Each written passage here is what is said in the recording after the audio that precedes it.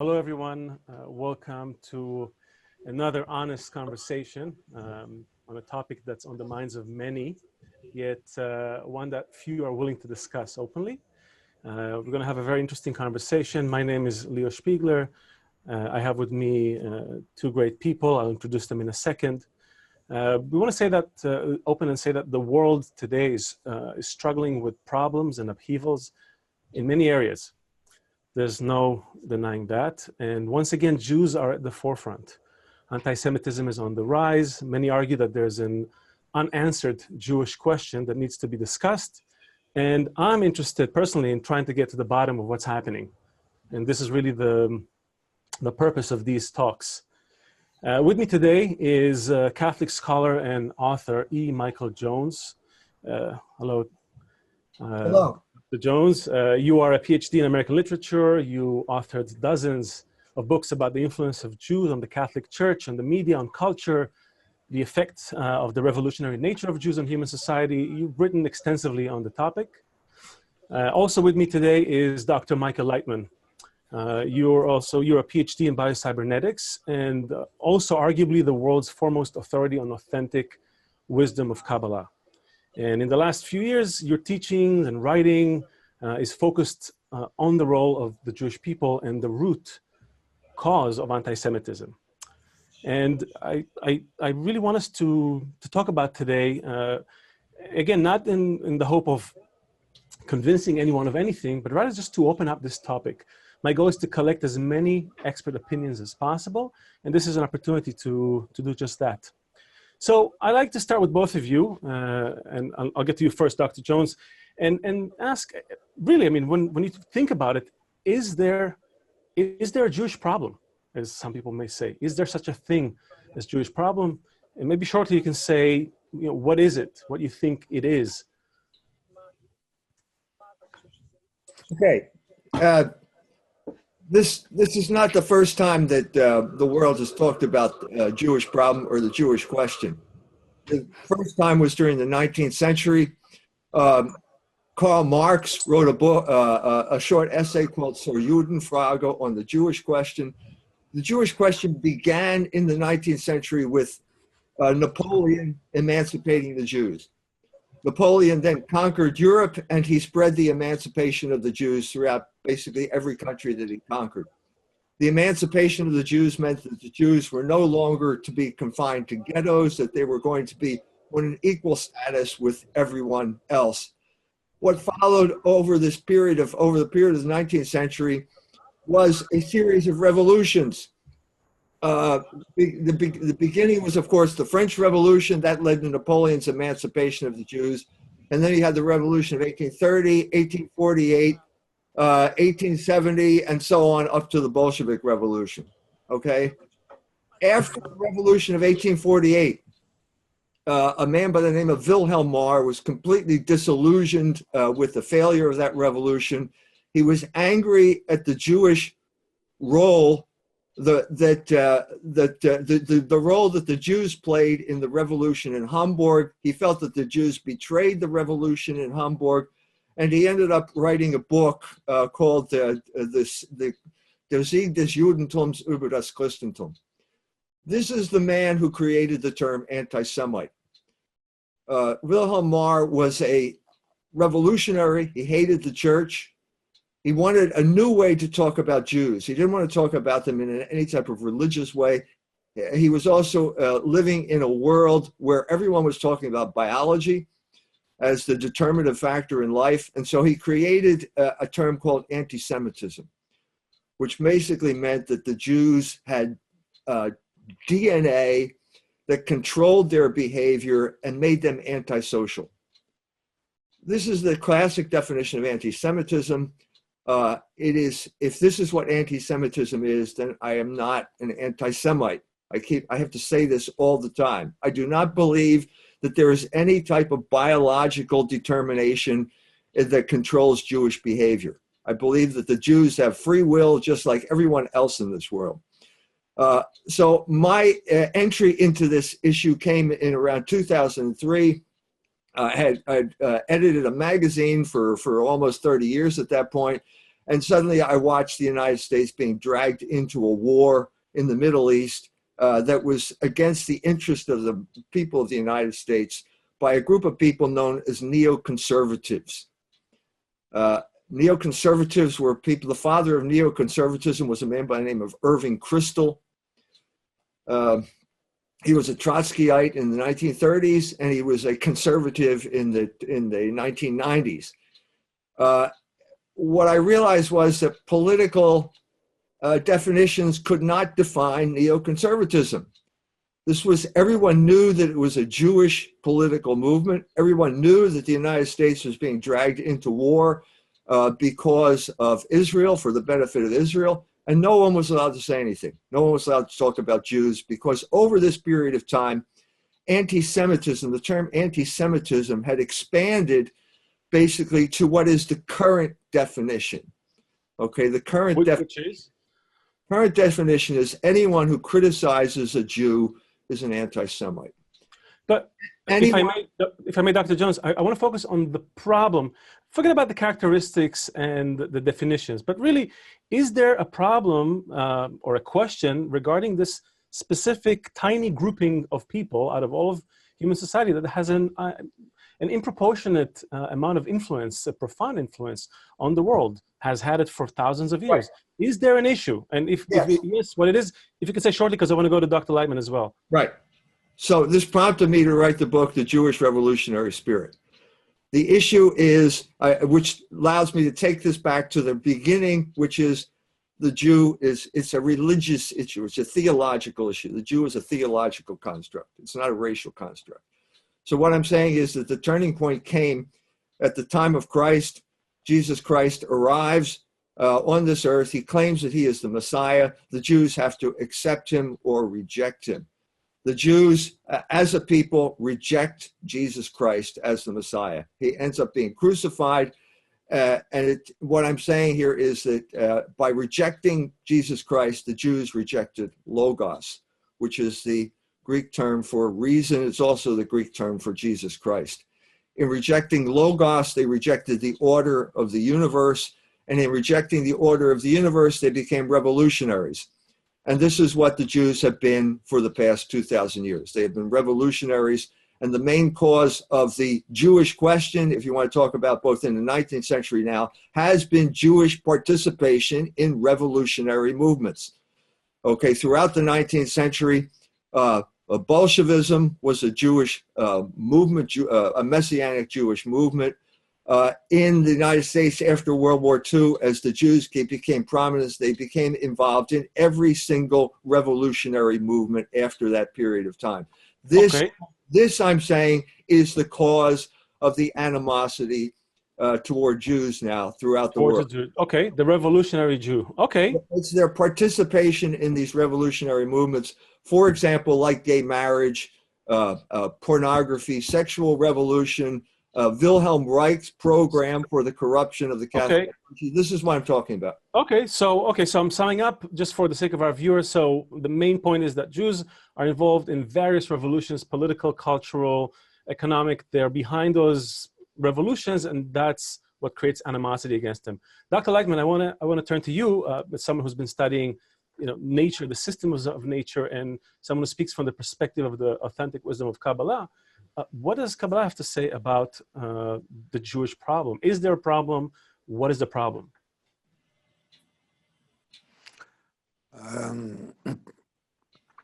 There is a problem. I agree with that. And I do agree there is a problem, and it's not just the 19th or 18th century, or the times of Napoleon, or even the times of Jesus Christ, which is 2,000 years ago. This is an even more ancient problem. And this is a problem that is way beyond political opinions, philosophy, this or that perspective of reality. It has to do with the structure of nature itself. We have to understand there is something much more profound and much more concrete here. Jews originate in a specific gene of the human population, a specific group, that is. I call it a gene but it is a force that pushes them towards continuous revolutionary action, and it gradually appears through them. Now, the fact that it manifests in our world in different ways, you can even relate everything that's happening in the world or just the bad things towards the Jewish people. That depends on the person looking at it, the perception of the person who's observing the phenomenon. However, Jews as a group originate in ancient Babylon, ancient Mesopotamia. About 3,800 years ago, in ancient Babylon, many people were focused. Essentially, the cradle of human civilization existed back then in ancient Mesopotamia. And also the Torah, the original sources that are the same for Catholics and Jews back then, tells us that in that time, all nations that were centralized in ancient Mesopotamia, they lived in a comfortable way between them. But then what happened was the eruption of the human ego, and that caused division. That was that ancient crisis of ancient Mesopotamia. And then what happened is that there was one of the main priests there who was involved in the people's spirituality. His name was Abraham back then. The Torah talks about that. And he told people, we have to learn how to rise above the human ego, otherwise we're going to kill each other. And then some people joined him and understood what he was about, and a big part of the people didn't listen and didn't follow him. And so Abraham took that portion of the Babylonian population and united them into a group. And he determined that the future of human development is only about connection and unity, or what's called love thy friend as thyself. And then that group of people began to exist according to that maxim, according to these principles. And they eventually went to the land of Canaan, which is the place of the land of Israel today, and they began to establish themselves as a group of people who are working on connections, on love, on positive human connections. And through that, they discovered the positive force of nature itself that is in parallel to a negative force. We exist in a nature of self-reception, in a nature of egotism. We want to enjoy this world or the next world, but we are self-centered in our thinking, and it's a law of nature. However, in addition to that force of self-centeredness, there is another force in nature which I refer to as a positive force. And this force, it can resonate with us if we begin to work on our positive connections. That's what Abraham taught that group. And they began to unify around that. They began to carry out that method of love thy friend as thyself, which basically means positive connection above differences, above all that negative force. It's as if you exist on two levels. Below the lower plane is the egoistic nature of the human being that always is self-centered and looks at others negatively and critically. And above that, they worked on constantly, consciously building higher positive relationships, as if discovering their human connection on a higher level. When they began to do that, they started discovering a hidden part of nature, a hidden part of reality that is hidden from all of us. They referred to that area of reality, to that layer of reality, as godliness, as the one force that governs all of interconnected nature. And that's what the Bible that they wrote in the beginning was based on, which later the later Jews received, and then it evolved into Christianity, and also Muslims accepted writings based on the same source. So the group that eventually arrived to that place where Israel is now, they went through an entire evolution of working with their ego that was constantly rising as they were constantly working on rising above it. And in that dynamic, they would constantly discover, according to their conscious effort of positive connection above the ego, they discovered that higher force of nature. And that's what the Torah is based on. The Torah is actually a code, a book that is describing how to rise above the human ego and discover the positive force of nature. The negative force is the human ego, and the positive force is the force of the greater scheme of nature. And that's the whole thing. Now, because they acquired a revelation of that higher positive force, that impression, that recollection remained in them, and it greatly changed their nature. And since then, that group, which turned into a nation, it basically consists of two forces, negative and positive, that are in constant conflict. And that's why they're constantly looking for something and revolutionizing things, even though they fell from their attainment and awareness of that positive force of nature. That happened, truthfully, 2,000 years ago. And they detached from the positive force, and then they only followed since then they only follow the negative force of the human ego, but they also had what I call that gene, that impression from their higher attainment. And the conflict between the two is what drives their behavior and what is constantly happening from then to this time.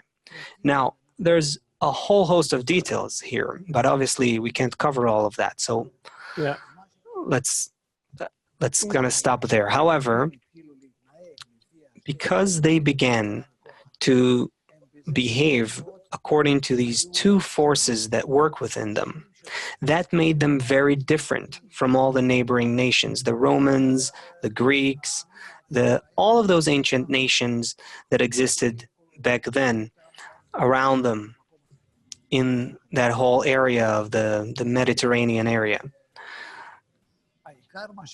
And the main thing that has happened is that after they fell from that attainment of that positive force, which happened about 2,000 years ago, this is what is the meaning, the true meaning of the destruction of the temple.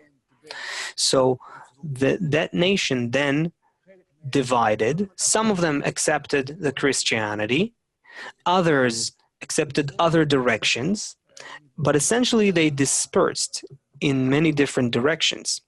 And then religions were created, including Judaism of today. It started back then. Both Judaism, Christianity, and Islam in a matter of a few hundred years, separating them at most. And since then, we're having problems. Surely the problems originate in the Jews. I agree with you, 100%. You can essentially blame them for everything in the world. But why? Because they possess that force and that spiritual gene that has to do with the correction of the world. If they work to unify all of humanity to a single nation, not that they all become like them or like me, no. This is something called love covers all crimes and differences, meaning that we're not supposed to just work with the egoistic nature of man. We're supposed to build a sort of umbrella of collective peace and wholeness and love between people. That is the essence of the wisdom of Kabbalah, and that's the true Judaism where it came from. But I'll tell you that no Jews, the vast majority of Jews in the world today don't even know about what I'm telling you. No one is teaching that. The Jews are not conscious of this, and it only exists among a handful of individuals. I would say there's a few thousand people in the world at most who are aware of what I'm saying. There is a portion of the wisdom of Kabbalah that talks about how to unify the whole of reality, the whole of humanity. And part of it infiltrated, permeated Sufism, which is very a small part of the Arab population. And some of it went into Christianity, but most of them lost that as well, since ancient Christianity. So today, except for literally a few hundreds of Kabbalists who still hold on to the method of uniting above the egoistic differences, besides that, the world is in egoistic chaos and everyone has their own methods, and divisions and separation is on the rise. I also did a PhD in philosophy and Kabbalah back then, so I'm very familiar with what I researched, and that's what I'm telling you about. There are many books that Dr. discuss Laitman, this, but no one really knows them. Dr. Laitman, I would like to. Yes. Yeah, I would like to. This is fascinating, and I'm curious. There's that point in history that you referred to, and also, Dr. Jones, you also talk about that time about 2,000 years ago. What has changed in your mind? Does anything that Kabbalah speaks of, does it resonate with the teachings that you have studied and that you write about? Are there any parallels or things that add up?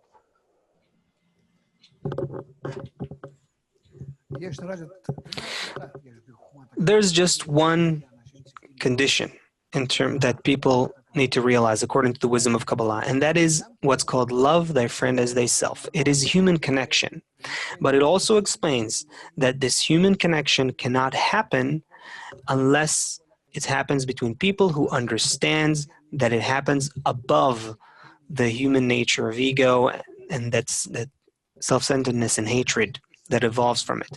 These people who are practicing that, they are actually called the Jews, the original Jews, or Israel. Israel comes from the combination of two words, yashar el, straight towards the godly force. But because the Jews are not following that, and they're not realizing that higher human connection, and that's what they present to the world, so subconsciously, instinctively, the world has this negative sentiment towards the Jews. That's the true cause of anti-Semitism. That's the root cause. That's why a lot of people don't know why, but they hate the Jews. And the more we're going to evolve in human society, that hatred will resurface and resurge.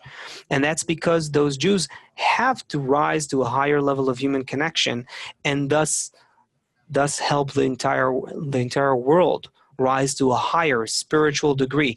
I'm not talking about Messiah in the messianic sense. According to Kabbalah, Messiah refers to a force, a higher force that helps human society evolve from the corporeal ego to a higher level of connection and bestowal. And that's something that the Jews have to provide, to deliver. So I understand the hatred and the anti-Semitism towards Jews. I justify it. I'm saying it's right. It's right that they're hated, but it's because they're not fulfilling their destiny, their role in the structure of reality. But that is the role, and that's the goal, that they have to make that connection happen and then lead the way for the whole world. And then a higher force, a godly force for everyone will be revealed. I'm not talking about Jesus or Muhammad or anyone else. It is a single force of nature, of the whole of reality, the upper force, and it's essentially a force of love and connection. Okay, so that's what the wisdom of Kabbalah teaches. The wisdom of Kabbalah comes from about 6,000 years ago, from someone called Adam. Dr. Laitman, I want to stop you before we go too far in the past. I want to hear Dr. Jones. Yes. Sorry. No, look, it was a lot to take in. I want to hear Dr. Jones if any of those things resonate as far as that issue that characterizes the Jews of today. Any of those things that Kabbalah refers to. Do you find parallels in what you studied? Yeah, I found myself agreeing with what Dr. Laitman was saying. We both agree that something happened 2,000 years ago. something derailed history at that point. It turned into a new stream.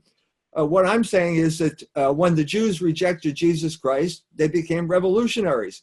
Well, that's exactly what happened in 70 AD. The Jews rose up against the Romans. The Romans came and destroyed the temple.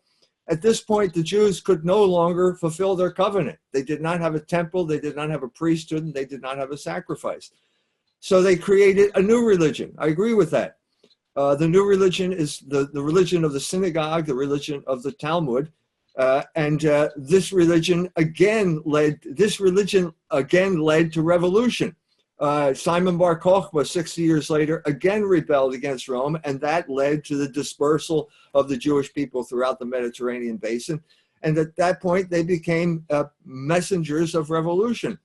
I think we agree, largely agree. I agree that the Torah is the word of God. I agree that the Jews were God's chosen people. What I agree that the animosity here is coming from what we would call Jewish revolutionary activity.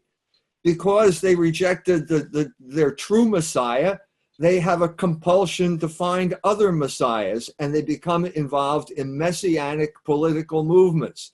This is not just my theory, it's Rabbi Louis Israel Newman said the same thing. The Jews have been involved in every single revolutionary movement in Europe for the past 2,000 years. It started immediately after the death of Christ. It has perdured up to this day. And what you have here is now Jews using terms like tikkun olam. Okay, the Jews are going to heal the world. But what it turns out to be is the tikkun olam becomes a license to basically destroy the culture of the countries that have taken them in as citizens. This is the main cause of resentment. This is the main cause of anti-Jewish animosity at this point. Do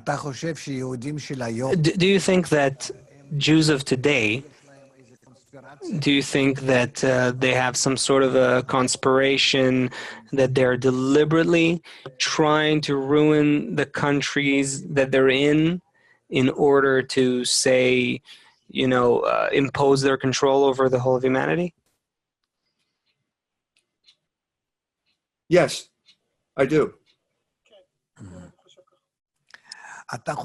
Do you think that, what do you mean by Messiah? Please explain to me, what do you mean? Do you refer to it as a human that should become the leader of humanity and leads them? What can such a human being do? Why is that? I agree that Jesus Christ was a messenger of a certain level of human connection. Love thy friend as thyself, right? Love of all people. He said that he referred to the upper force, the higher force, as love, that we have to be in love towards each other in the same way, just like the higher force. Why don't we see that today among Christians? Why don't Christians deliver that example to the world? Where is that Messiah?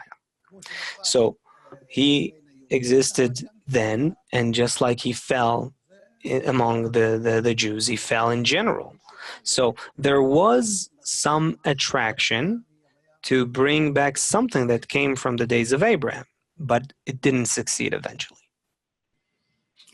The Messiah is the Son of God. That's how he identified himself when he was at this earth. His mission was to open the gates of heaven, which have been closed to mankind ever since Adam fell, since Adam ate of the tree of the knowledge of good and evil. He opened those gates and he allowed all of mankind now to enter into heaven if they followed his way, which entailed now baptism. So even the Jews could be restored to this state if they accepted baptism. This was the message that Peter said to the Jews. What do you mean to accept? What does it mean to accept baptism?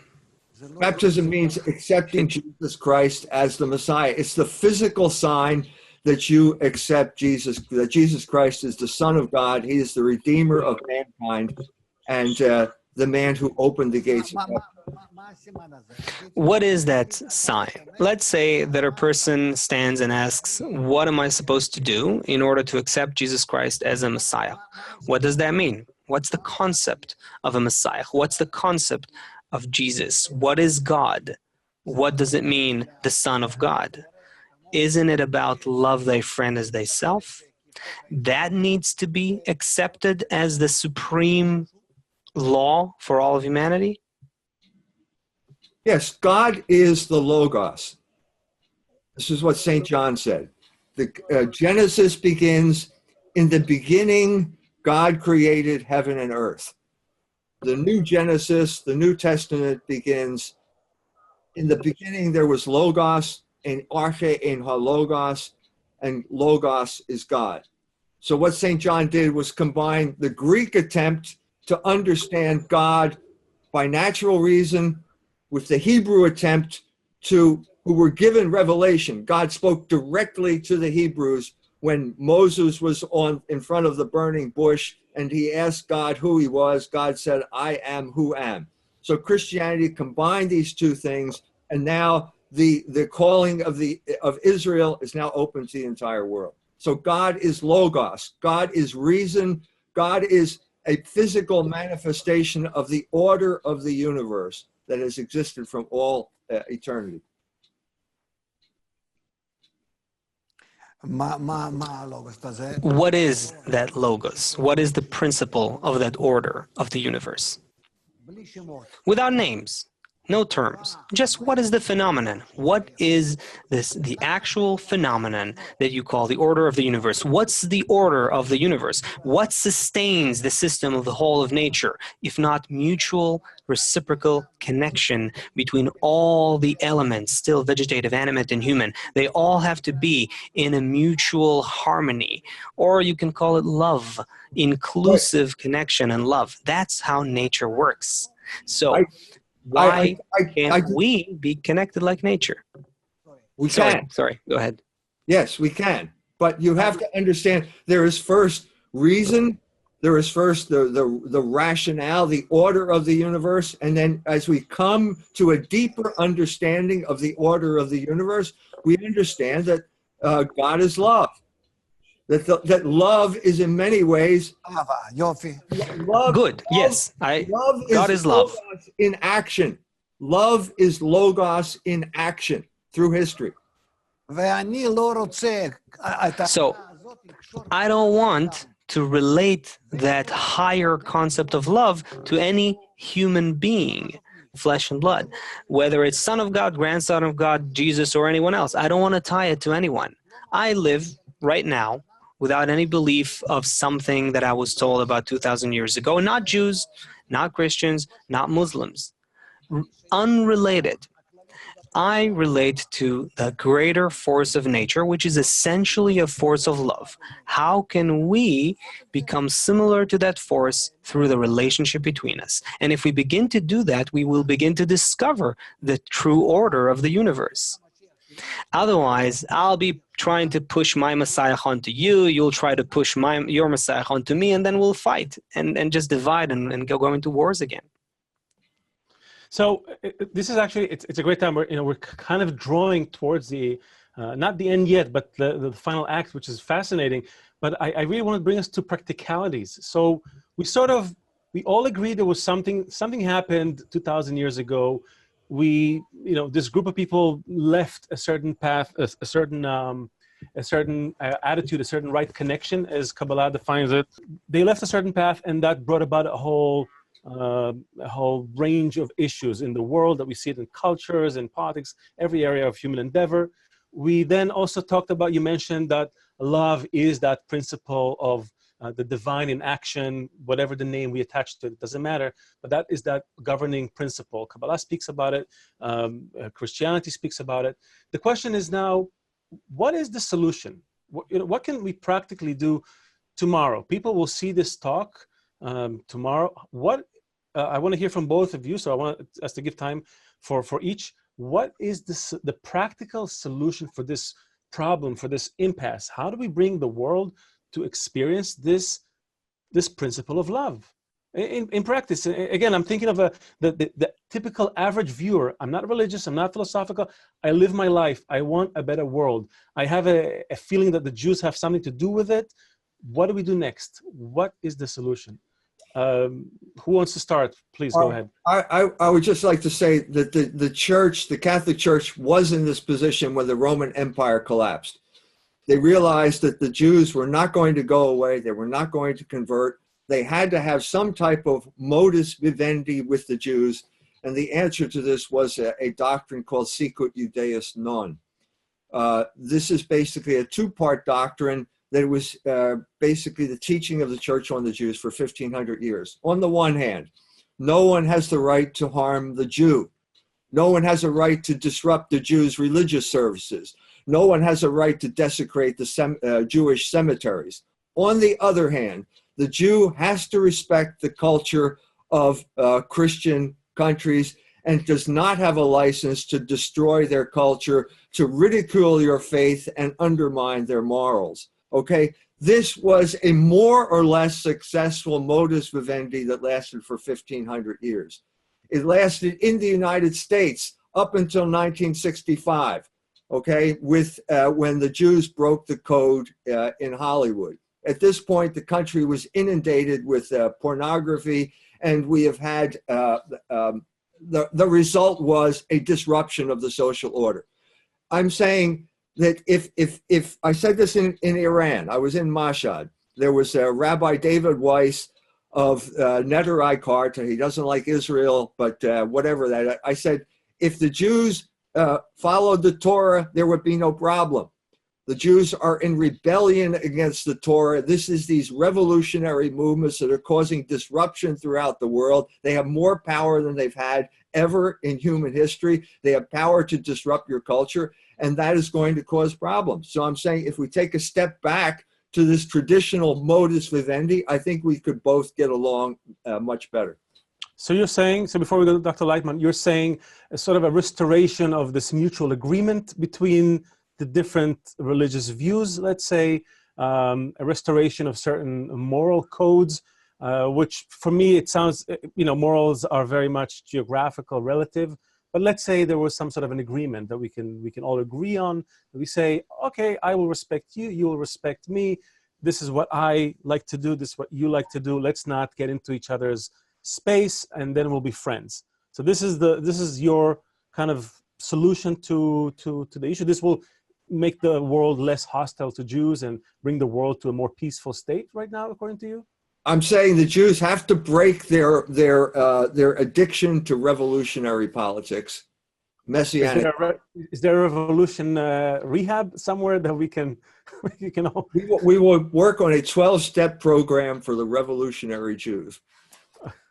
Okay, Dr. Laitman, what is your practical solution? First of all, I completely agree with my friend, and I would like to see a great revolution happening among Jews. And you're right, they should forget about Hollywood and other dirty businesses that they're dealing with and engaged in. I agree with him in that respect, that this isn't the right path, and the world suffers from it, and Jews themselves. However, the hatred towards the Jews is not because since 1960 or 65 they started occupying Hollywood, etc.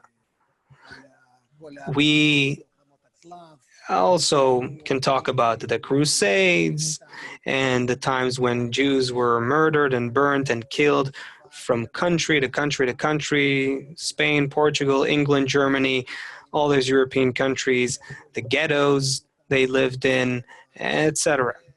All of that, it's as if it just went by. I'm not, let's just put it aside. Let's not get into all of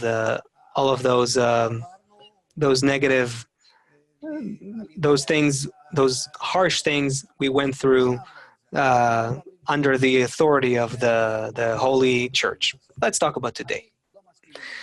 I disagree with the Jews. Believe me, that's true. I also don't agree with the Christians, and I also don't agree with the Muslims. I don't agree with all of them. Why? Because all of them simply reside within the human ego, meaning that they're only operated, each and every nation is operated by their human ego, which means they have their own God, their own Messiah, their own messenger, which really originates in the distorted human perception. What I'm talking about is nature. We know that nature, the more you study it, the more you see that it's all interconnected. It's an integrated, interdependent system, meaning that all elements and all parts of nature are needed, necessary, and they're connected to each other and in some way contributing to each other. We can see this on the still level of nature, the animate level of nature, and so on, besides the human. Because the human follows not just egoistic instincts, but also, in addition to what's happened to those instincts, that ego is developing, it's evolving. And from generation to generation, that ego is willing to destroy what happened before, what existed before. And that's, by the way, is besides the Jews. It's happening everywhere. Meaning that throughout the world, the human ego needs to be restrained. It needs to be corrected. That, I think, is where we can find consensus. The human ego is the driving force that distorts our life, that breaks down society. Now the question is, how can we do that? I'm saying there is a method. That method can be referred to as love covers all those egoistic crimes. For that, we have to put aside all of the kinds of messiah and the kinds of religions and the kinds of doctrines. Look at what's happening in Europe between the Muslims and the Christians there. You could say that it's driven by the Jews also, but it doesn't matter. If we want to find wholeness, find peace, find greater connection and common humanity, then we have to follow something else, something that Kabbalah explains, which, by the way, all the Jews disagree with, because they are indeed more egoistic than the rest of the world. If you look deeper online at what's written about me, you'll see a lot of criticism, a lot of cursing happening from Jews against me in a horrible way. Why? Because they don't want to initiate that connection. And that's why the world even subconsciously hates them. But it's not because of this or that Messiah. It's because they do hold the key to human happiness, to a better life for all of humanity through higher human connection. And they don't use and reveal the method. And most of the Jews themselves don't even know about this. Only us, meaning the people who engage in the wisdom of Kabbalah, which is the authentic, original nature coming from Adam HaRishon, the one who wrote the first book of the wisdom of Kabbalah. It's called Raziel HaMalach. Then Abraham, who wrote the book of creation, which is also a Kabbalistic book. These books were written before the Bible. So no one agrees with the Kabbalists.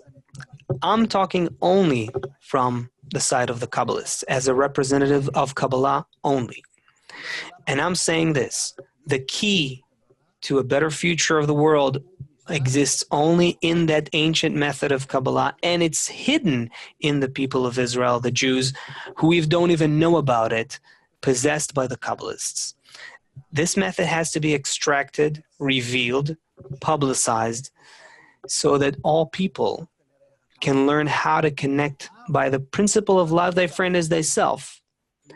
And no method is doing that. Show me, please. Show me where the Christians, or whether it's the Catholics or the Protestants or whatever, show me where they do it. Show me where they realize it daily and consciously. Show me where the Muslims are doing that. Show me where the Jews are doing that. No one is working on that. No one, meaning the method of human connection, universal method of human connection, no one wants to do that. Why? Because the human ego prevents that. And rising above the ego, overcoming the human ego, is something we don't want. So we need to practice the method of overcoming the human ego, which means connecting above all differences. It doesn't matter what Messiah each one believes in. Above all differences, above all egoistic differences, we have to unite. And then we will discover a higher level of reality, which we're in right now. It's just hidden from us. We will discover that we live in a world that godliness is here. The upper force is right here. It is a force of connection, connecting and driving all of nature. And then we will become a part of nature rather than being opposite to nature. So, Dr. Laitman, if I understand correctly, we live in a system. The system, there are forces operating in it that are devoid of labels, of emotional attachments, but there are forces. These forces have to work a certain way, be arranged a certain way. That principle is the principle of love, and this is what we have to try and practice. The question, just final, because we're really out of time. Dr. Jones, do you think this is something that can happen? Do you think that humanity, are you an optimist? Do you think there's a way to kind of somehow meet in that principle of love? Yeah, I'm saying that the system is called Logos. It's God created the universe. The universe has an order to it. Okay, it is our duty as rational creatures to conform our minds to the rational order of the universe as a manifestation of God. That's what Logos is.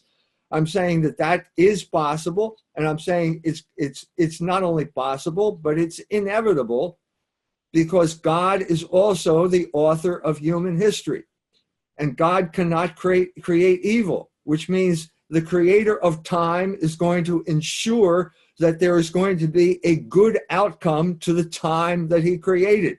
How this comes about is within God's mind. But we have examples in the Bible. The story of Joseph in the Bible is an example of what I'm talking about. It's what Hegel would call the cunning of reason. The brothers sold Joseph into slavery. Joseph rises to a power under the Pharaoh. The famine breaks out in Israel. The brothers have to come to Joseph now. And Joseph reveals himself to the brothers, and he says, the evil that you intended to do to me has been turned by God's power into good. That is the force I'm talking about. That is known as divine providence, and that force will triumph in the end. But it will not triumph in spite of, it will triumph in spite of evil, but it will not negate our reason. Our reason is to find out how to implement that force in human history. That's what I'm talking about. And can we say that implementation of that force entails loving one another? Of course it does. Of course it does. I am not denying that at all. Love is Logos in action. All right. Dr. Jones, Dr. Laitman, our time is up. This was fascinating. I feel like we could, hear more of this. Maybe we'll have an opportunity in the future if you will agree to meet with us again. But this was really eye-opening. For the sake of our viewers, please leave your questions, comments in the section below. Subscribe to the channel, and we hope to see more conversations like that, more honest conversations. Thank you very much, Dr. Laitman, Dr. Jones. Have a great day, everyone. Thank you. Shalom.